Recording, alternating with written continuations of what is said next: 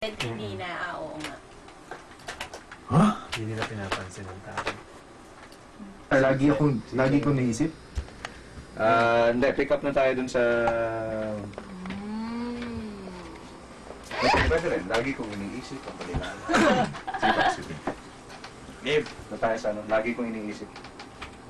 Anytime. Lagi kong iniisip ang kabutihan ng nasasakupan ko.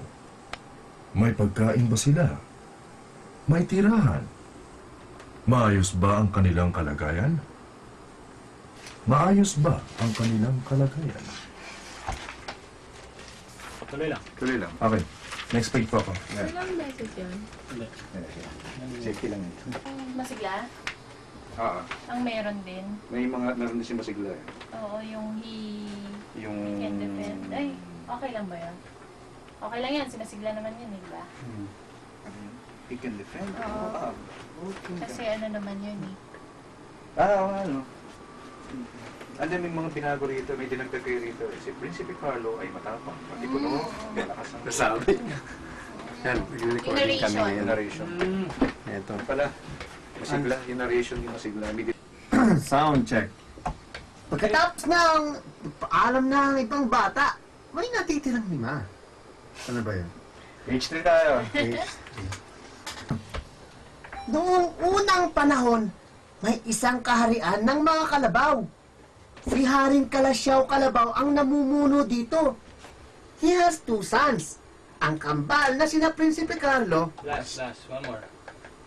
And he has 2 sons. Okay. He has 2 sons.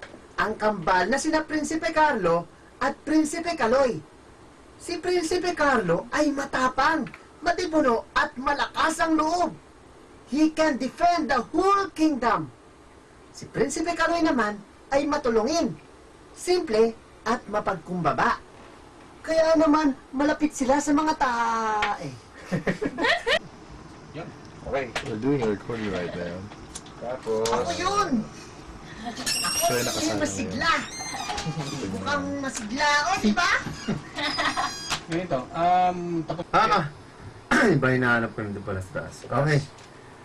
20. Mula noon, mas naging matulungin ang mga mamaya ng kaharian ng Timpalok. Dahil nagsilbing inspirasyon nila si Bing Kambing. Okay. Page 20. Okay.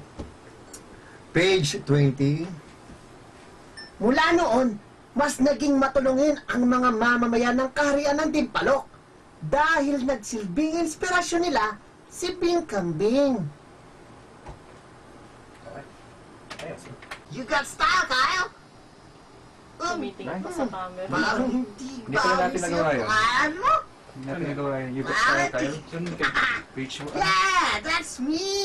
Masigla is my name. And I'm singing, he's my king. Lapit ka na po. Yeah. Pero huwag kang titingin sa camera, pre. Parang biglang ka lang. Tapos, huwag mo nang hawakan yung script. Huwag kang hawakan yung script para mas animated yung dating. Yeah. I am Chris. Voice talent na... Ay, Bumenta ka sa Hong Kong. Ano pare? Anong masasabi mo? Kamusta ka dyan? Okay lang, okay lang. Anong grupo kayo? We are the SIVA, Society of Young Voice Artists of the Philippines. Mga ataray, bago yan ah. Oo naman, siyempre. Eto, sino to? Sino to? Sino magandang babae to? Babae ba to? Define maganda. shit. Hindi, maganda yan, maganda. Siya naman daw, siya daw. Eto, sino naman tong adik na to? Pare, puyat yan, puyat ka na eh. Bukas may pasok ka mamaya, wala? Wala. Buti naman. Kamusta naman sa call center? Wala lang, hindi ko type. Ganun talaga ang call center. Eh, ikaw, Harold, kamusta ang work mo sa San Miguel? Okay naman, mabait naman yung mga generators. Hindi na nga aaway. Hindi naman nangaaway. Eto naman, isang babae dito kung ano nang ginagawa. Ayan, kinakagat. Anong pangalan mo, Iha? Wala po. Ano mo sasabi? Wala kang pangalan? Wala pa akong pangalan eh. Sa hamak na messenger ang cute. Yan ang mga member ng SIPAC. Yung mga opisyales na, ewan ko, opisyal ng military. Ano, general?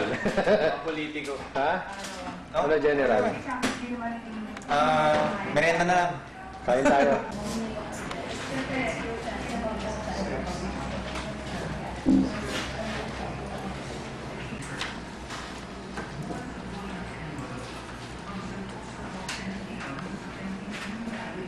Kinalagkan si Arlo na.